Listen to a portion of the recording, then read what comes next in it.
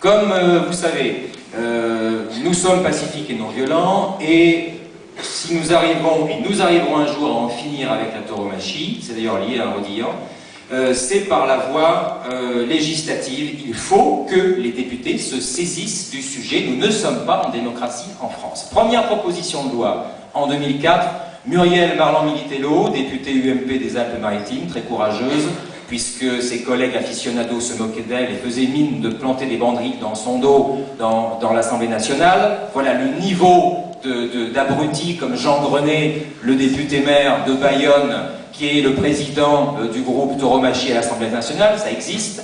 Mais il faut savoir que sur 577 députés, il y en a 40 aficionados pur et dur, 40 qui font la loi.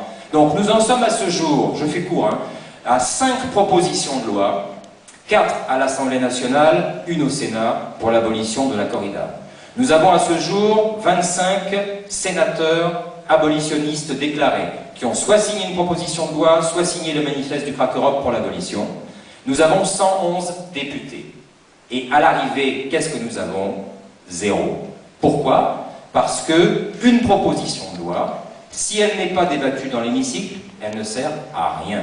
Or, côté PS, côté UMP, il y a eu des blocages successifs que l'on pourra développer si vous le souhaitez, mais PS et UMP, la route est barrée. Des deux côtés, l'entourage de Hollande, Cambadélis, Valls, quelques autres, pourriture tauromachique. De l'autre côté, on a le gouvernement français UMP.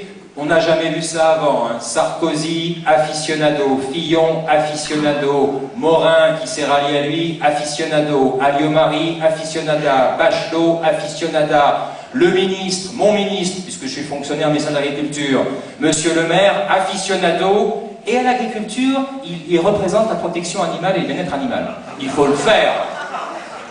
On est en République bananière. Voilà. Donc, puisque nous sommes barrés dans un pays non démocratique, alors nous avons organisé Rodillan, alors il y aura bien d'autres Rodillans, plus forts, plus nombreux, puisque notre objectif, comme vous le savez, n'était pas de nous faire tabasser, parce que ces espèces d'abrutis disent on s'est fait piéger. Et bien sûr, on y est allé, tendant la joue pour se faire tabasser et faire des photos et dire regardez les barbares. Non, on venait empêcher le massacre de Civaux.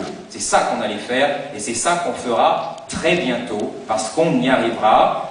Il faut savoir aussi une chose, nous avons dans nos rangs des magistrats, des juges, comme le juge Charolois, des procureurs qui nous disent, pas en face, c'est-à-dire pas devant micro, mais qui disent si vous voulez en finir, il faut un trouble à l'ordre public. Eh bien, il va y avoir un énorme trouble à l'ordre public dans le sud de la France. Ce n'est qu'un début, et c'est ce que nous disons régulièrement aux renseignements généraux. À chaque fois qu'ils nous contactent, on a encore eu un coup de fil hier. Attention, méfiez-vous, le trouble à l'ordre public, il est imminent. Pas de notre fait, mais parce que notre existence même est insupportable pour les barbares. Et donc, nous allons continuer. Donc, la solution...